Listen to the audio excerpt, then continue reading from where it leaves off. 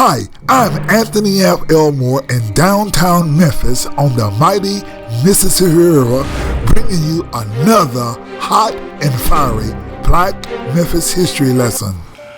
To get a clear understanding of Black Memphis history, the 1900s brought in a course of Black freedom and white supremacy.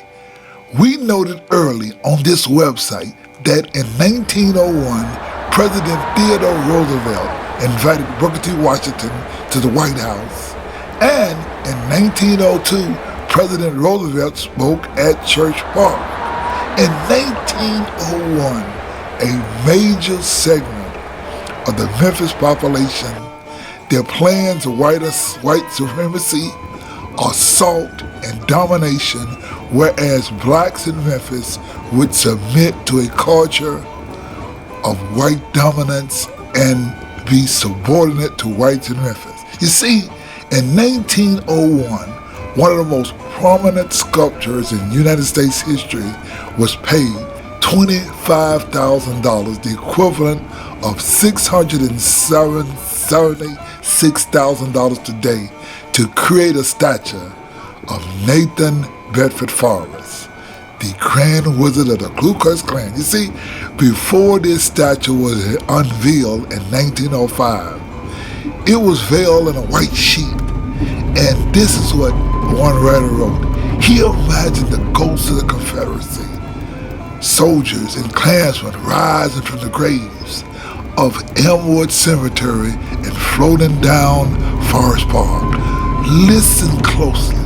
He told the readers, "That's not a ghost gust of wind, it's the swearing of oaths by hooded Klansmen. That's not a rumble of thunder, it's the stamping of horses, shrouded in white." You see, the statue was erected to remind Black Memphians of their place.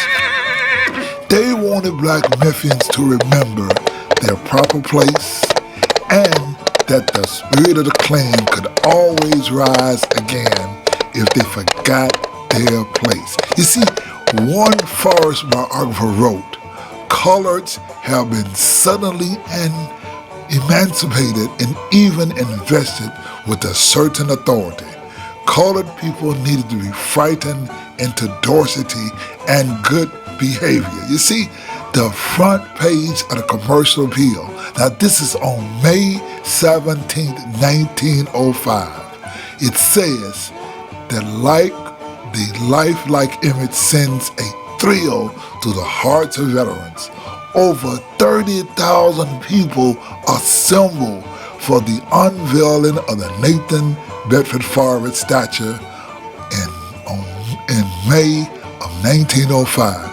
Whites in Memphis set up a social system of injustice and inequality. The historic gains that blacks made via Robert R. Church, the Union Army, and black equality was purposely erased. The whites would erect a social system of rigid segregation that exists today in Memphis. It was not until December of 2021 when the Nathan Bedford Forrest statue was removed in Memphis. It was also not until 2021 that a vote took place to remove the name Clifford Davis from the federal building in Memphis. You see, Clifford Davis was a Klan leader, a Klu Klux Klan leader, whereas 70% of the Memphis Police Department were Klu Klux Klan members. His name just got erased off the federal building in Memphis. You see, in 1910, Memphis elected a white supremacist mayor, E.H. Crump, who would promise that he would take Memphis back to the days of glory. And he did. I'm Anthony F. Elmore in downtown Memphis on the mighty Mississippi River, bringing you another hot and fiery Black Memphis history lesson.